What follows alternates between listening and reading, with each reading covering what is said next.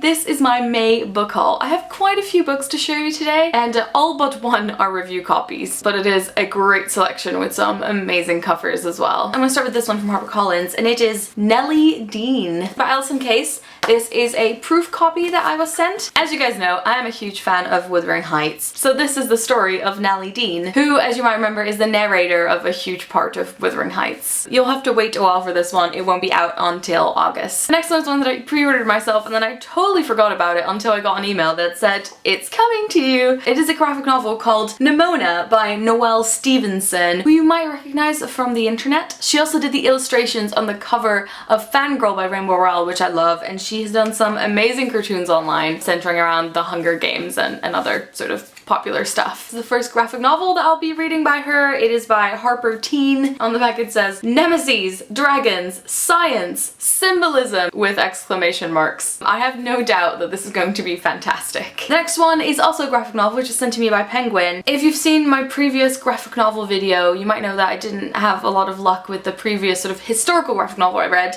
so I'm hoping I'll enjoy this one more. It is the thrilling adventures of Lovelace and Babbage, the mostly true story of the first computer. It smells really good. It actually has lots of explanations in here and historical notes. This is a topic that I don't know a lot about, so I am very curious to dive into this one. Then when I was at an event at Pan Macmillan recently, I saw a book on the shelves that I was very interested by. They said that I could have a copy. It is a non-fiction book. It is called The Birth of the Pill: How Four Pioneers Reinvented Sex and Launched a Revolution. A remarkable true story of radical feminism, scientific ingenuity, and the tiny pill that sparked a cultural revolution. I don't think this book needs any more of an explanation. And then there's a book that I received from Pushkin Press, which, as you might remember, did A Letter for the King, and they do lots and lots of translated children's fiction, which obviously I find very exciting. And it is From the Mixed Up Files of Mrs. Basil E. Frankenweiler by E.L. Koningsburg. This is a children/middle grade book, and it looks like it's going to be a pretty quick read. It was originally published in the US in 1967, but it's sort of been republished by Pushkin. I've definitely heard about this before. It's about two children that run away from home and decide to go live in the Met Museum in New York. Then I got two books from Unbound, which are a publishing company that sort of do Kickstarters for their books, so you can pay in advance for the book, and then if they have enough money and it's fully funded, they can publish it. So basically the audience decides what will be published. So one of their biggest books they've done in the past is this one, Letters of Note, Correspondence Deserving of a Wider Audience. It's just a giant selection of letters from different languages and different periods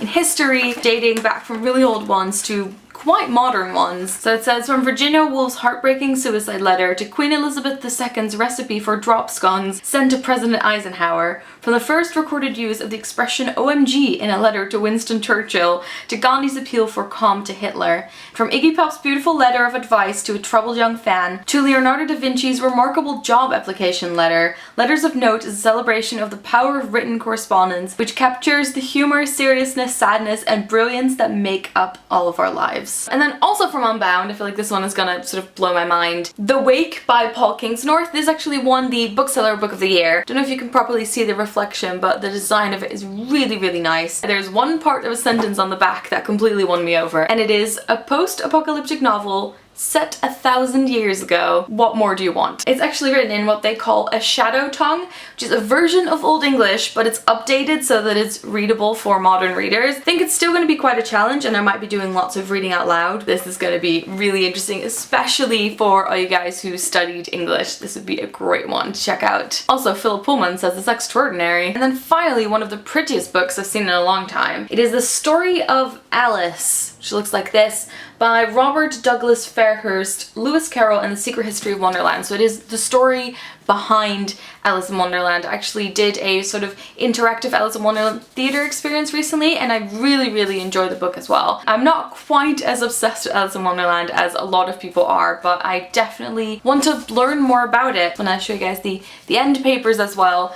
This is quite a chunky book. I don't think I'll be reading it all in one go, but I really like finding out more about sort of the author and the story behind a book. Robert, who wrote it, is a professor of English literature at the University of Oxford. So that was the long list of books I received this month. I'm sure you'll agree with me that there is loads of interesting ones and gorgeous covers as well. As usual, I'll put links to all of them in the description. If you've read any of them, let me know what you thought, and if there's one in particular that stands out that you'd like to see a review of, you can let me know in the comments as well. Okay, I will talk to you guys later. Doei!